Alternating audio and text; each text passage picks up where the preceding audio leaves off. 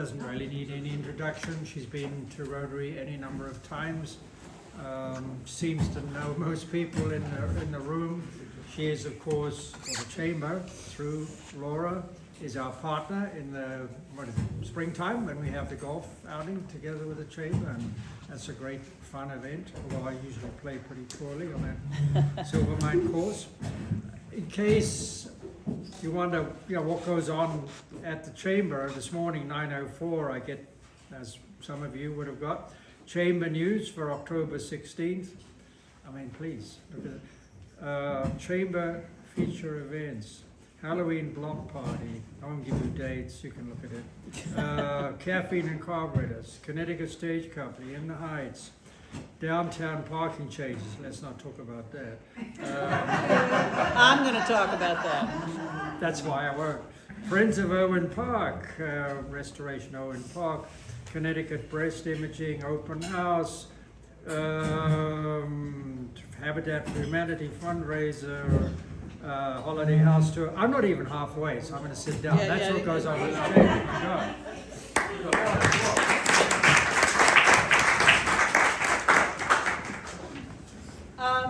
So I'm going to get a little sappy at the beginning, so I hope you all don't mind. Thank you for inviting me today. It's always a pleasure to be here. There's so many friendly faces, and there's so many of you. We have a lot of crossover. I have a couple of my board members here, some of my regular board members, so it really does feel like a pretty friendly crowd. You're proud Rotarians, you're active Chamber members, and that overlap is what makes New Canaan so special. We're a community where people don't just talk about getting involved, they show up and they make things happen. At the Chamber, our mission is simple: connecting the community with commerce. We believe that when local businesses thrive, the whole town thrives, and that connection goes both ways. A strong community supports strong businesses, and strong businesses support a strong community. Your mission, I believe, is service above all. I also loved on the napkin, join leaders, exchange ideas, take action. I think I could have that on the Chamber's napkins as well. You focus on people, and the Chamber focuses on where people gather to work, to connect, to be together. And together we strengthen the social and economic fabric of New Canaan. So I want to first start by recognizing the partnership we've had, and I want to talk about our shared history, especially our partnership over the past few years on the annual golf event. And the event perfectly captured what happens when the Rotary's service above self meets the Chamber's mission to connect the community with commerce. Over the 3 or 4 years, we raised money for many worthy causes and had a great time. Thanks a lot to Scott Hobbs and his excellent auctioneering skills.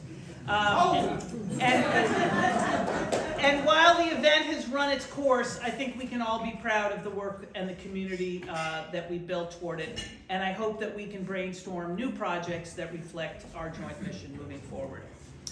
So that was my sappy part.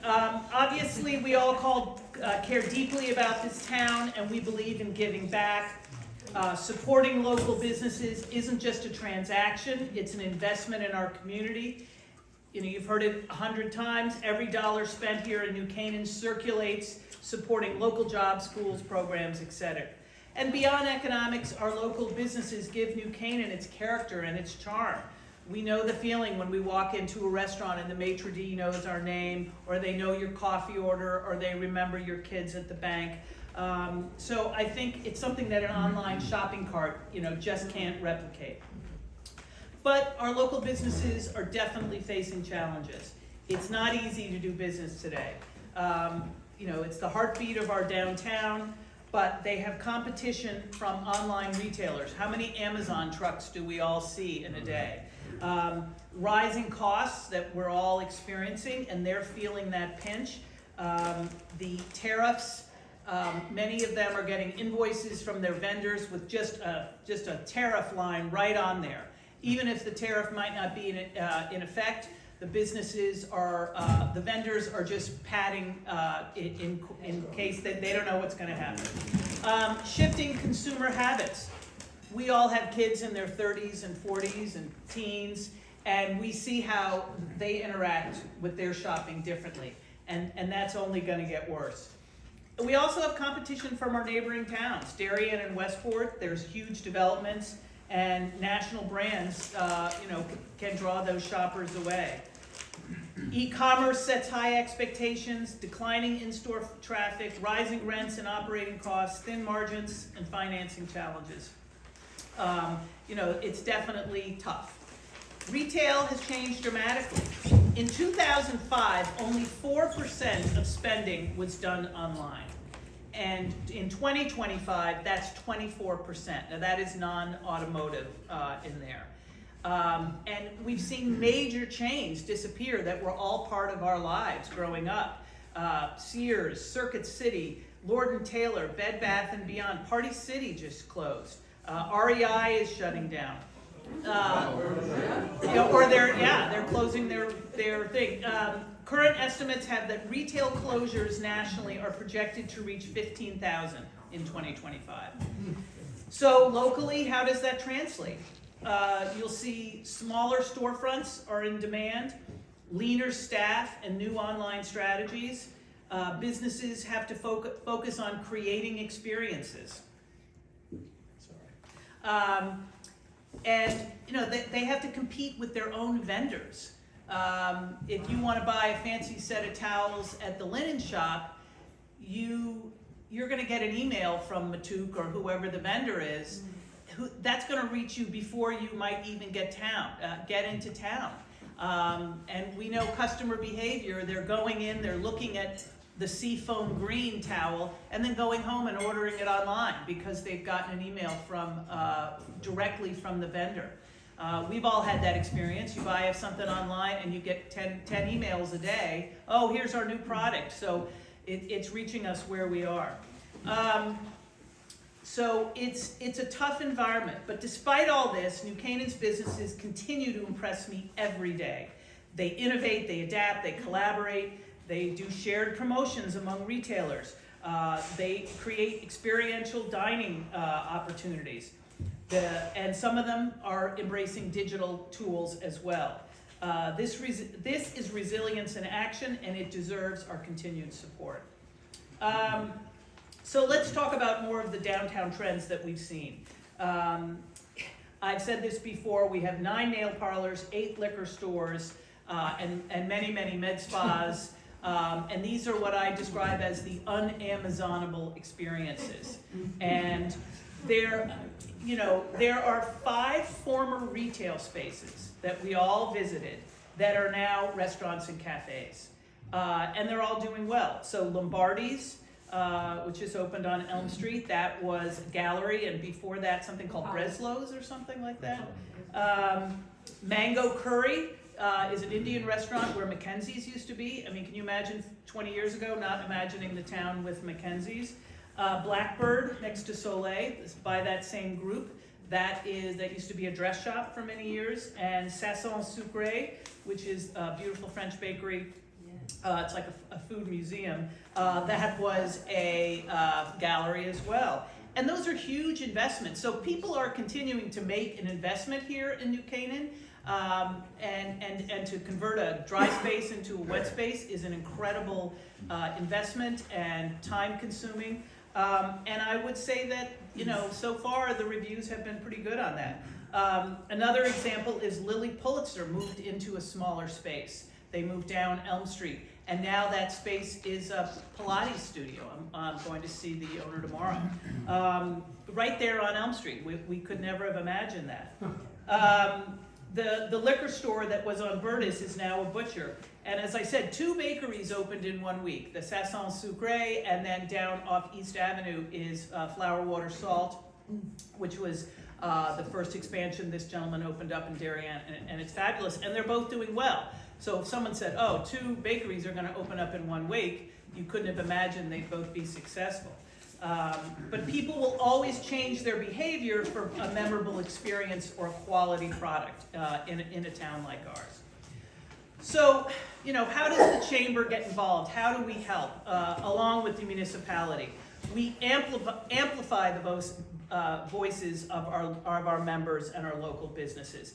Rob mentioned our email. That's our biggest example. And in fact, I want to say to you all, if you're looking to expand membership, send me something and I can put it in the next email. Whoever your marketing person is, talk about what Rotary is, how, that you're looking for new members, and, send a place where they can go for more information. Our email is really a teaser to get people to know about an event or an opportunity and then go click through it and seek additional information.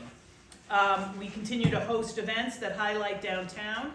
Our next one is the Halloween block party. If anyone's been there, it's the most insane 2 hours of my week. And I have a local marketing person that's added a dog costume contest to it, which just makes it crazier. But it's an opportunity for people. One of the things, when we close Elm Street, I get permission to close Elm Street 3 times a year, and people love it. They love walking in the street, and it allows people to slow down and really see the stores and allow the stores to shine. And obviously, the municipality continues to invest in infrastructure, parking, sidewalks, planters, flags. And then the chamber, I see everybody on their phone. I'm just guilty of it as anyone else. We need to reach audiences where they are. So I am working on a campaign where I'm negotiating with local influencers. They're called micro or nano influencers. And I'm gonna get them some New Canaan Chamber gift certificates in exchange for them filming and talking about their experience. And negotiating with them has been very interesting. These are people who are used to getting a lot of things for free. So I'm like, you want what? $500? I'm not coming for that. So anyway, I love to continue to learn and grow in this role. So downtown updates. So the number one update we have is parking, and this is really a municipality. A municipality project, but I have worked side by side with them. Pass those around if anyone wants them. And this is, I'm watching my time because I know I get thrown out. 15 minutes. This is part of a multi-year project that has unveiled. Anyone that's ever heard me speak has heard me say we have 19th century infrastructure in a 21st century world. And we have the land that we have. It is what it is, as they say. But over the years, the town has looked to adapt. Obviously, COVID put a seismic shift in what the needs are downtown. And so one of the first things they did was offer free parking for employees downtown in some of the outer lots. Locust, Center School by the library, and now Richmond Hill, which used to be a commuter lot, and it is now a business lot. So any person who works in any store or any business in town can park for free all day. There's also premium parking in some of the closer lots. So the next change that's come along is that when Deanna came into office, she was very frustrated at the experience of Elm Street. And as many of you seen, we had to expand the sidewalks, which was a result of removing parking spaces 25 feet on either side of our crosswalks. We have a lot of crosswalks downtown. That is a state law. And so they painted those areas yellow, but people parked in them anyway and used them as loading zones, and it made it actually more difficult and dangerous. So that is why the town chose to expand the sidewalks in front of the Playhouse, in front of Bank of America, and then on the corners of South Avenue. So it's made the area tighter. So for years, everyone has known that we are breaking all economic rules and giving our best asset away for free, which is parking on Elm Street. And I think we all know when you drive into town, the first thing you do is you're going to cruise up Elm Street because it's close and it's free. And that's just human nature.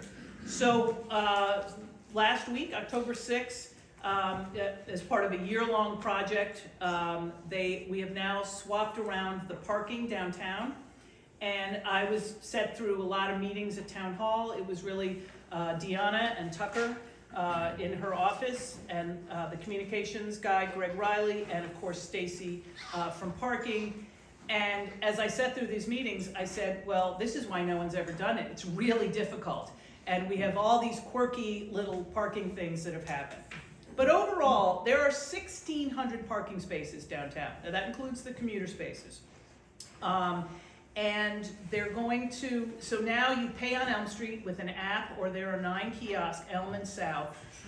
Main Street is still free, Forest is still free, but in exchange, there are now over 100 spots on Park Street that are free for 3 hours.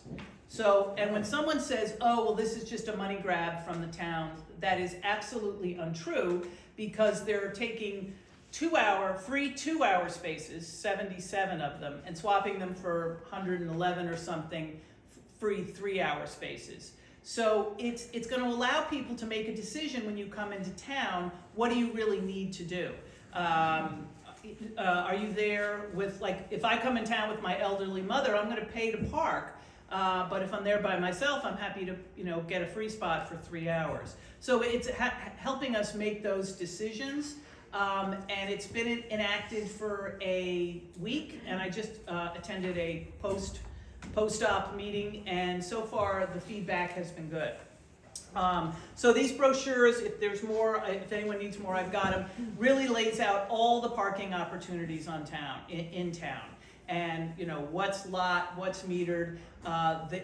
Right now, the pay by phone app is what we've always had, and they're bringing 2 other apps online.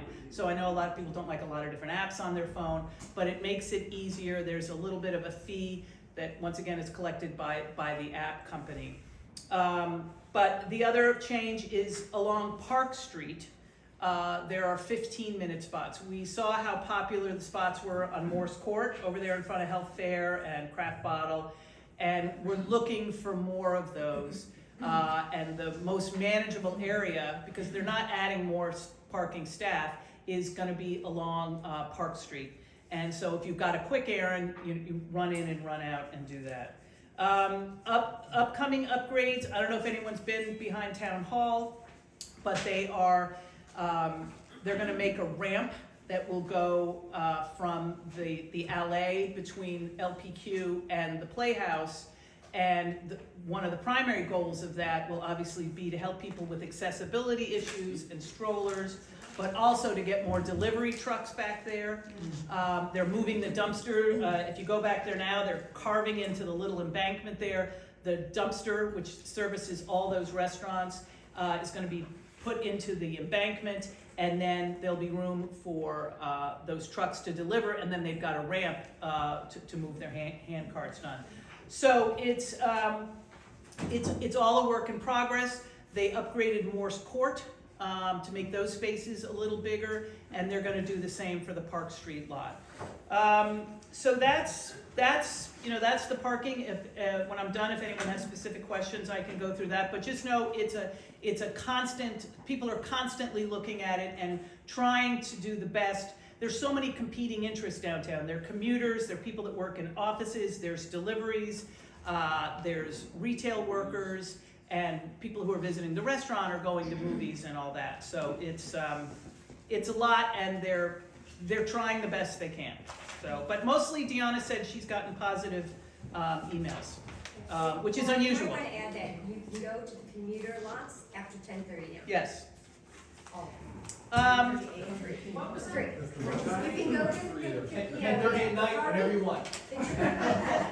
But the train parking lots, after 10:30, you can park there for free. Yeah, and also the enforcement hours haven't changed. So when you come downtown on Saturday night to go to Soleil or Chef, you're not paying. Jane? Yeah, you said something about the deliveries, I think, in relation to the Playhouse lot. Yeah. Does any of this affect the deliveries on Elm, or are we still? Yeah, well, that's the point, is to try to reroute them in the back so there'll be a ramp. Yeah. So if someone's got a hand cart full of liquor bottles or wine bottles, you can't go down those stairs. Tom? Amy, was that the lumberyard lot or the train station lot? Everything except, the state lot. So, the lumberyard. Train not station the other. is DOT. Yeah. It's the commuter lots. Yeah, the commuter, the lumber, and then Lumberyard. Challenge Hill, of course, yeah. And the Richmond lot. Yeah. you know, we talked a little bit about the regional competition and what I'll call the experience economy. You look at the Sono Mall, that is 700 square feet. What David Genovese is doing down in Darien, right on 95, that's a 7-acre multi-use development. And that's what we're seeing that a lot of people like. I don't know if anyone's been down to Norotan Heights. And it's what's actually happening at Burtis Avenue, right there on the corner of Burtis and Cherry. Retail is shifting toward experiential spaces. I'm sure you all have heard about the new hotel that's working its way through planning and zoning. That will be an experiential space. There'll be offices, there'll be some retail, there'll be some restaurant, as well as a 48-room hotel. So the chamber wrote a letter endorsing that project because they already have 98 parking spaces. So service and experience are the key differentiators as our businesses face tighter margins and smaller teams. Those of us who run nonprofits, we ask a lot of our businesses. I had 2 ladies from the New Canaan High School Scholarship Foundation in my office yesterday. How do we get the businesses engaged? And it's really tough, and they have been amazing, but I think we just have to think very clearly, and what are we offering them back in exchange when we're asking for gift certificates or asking for free merchandise. So I think, one of my roles is because many people come to me and ask how can I get the businesses involved? Hey, maybe a shopping day or something like that, as opposed to just giving a gift card that they may never see again or they don't see the return. So I guess to sum it up, I'd love to continue our collaboration. Our golf outing, as I said, has run its course. We know how powerful our partnership can be. Maybe we co-host a community day or start a mentoring program. But joint campaigns that remind our residents that supporting local is supporting each other. So I think that's really it. Together we make New Canaan a place that's connected, compassionate, and full of opportunity. And thank you for your service and your leadership and your friendship. So thank you.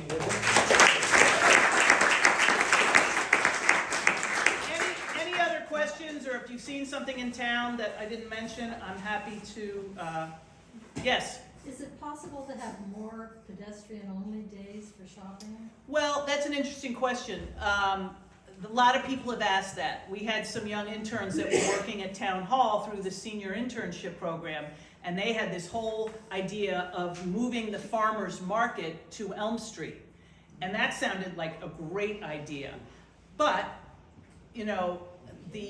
the merchants would be very nervous about that, and I sort of socialized the idea a little bit. And so what we thought was, what if we did a 6-week trial? Like the first 6 weeks of the market, we close Elm Street from 10 to 2 or whatever. And the market master didn't want to change mid-year. But the problem is, with parking, and one of the things we did with this parking rollout was, number one, the town created this brochure, and I organized a meeting at the Playhouse so the merchants could come in and hear directly from Deanna and Stacy and Tucker, because they are the first line. Because when someone is frustrated and can't find parking, and remember, we're all using our suburban brain when we're parking here, right? And they go, oh, I couldn't find a space. Oh my God, there's no place to park. And what they hear is, I almost lost this sale, and I could have lost 2 other sales. So it's our own fault. It's our own, I want to park close, that would make the, there's also deliveries, but it's a big deal to close Elm Street. I agree, I think it would be great, but I think we'd get a lot of pushback.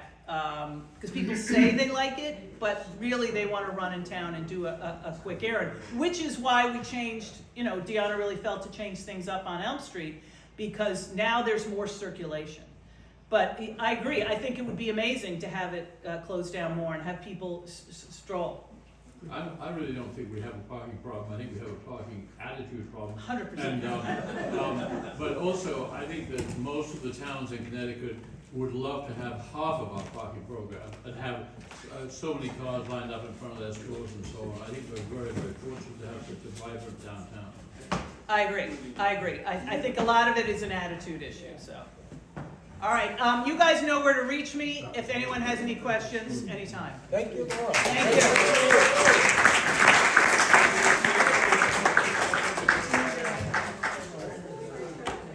Have a good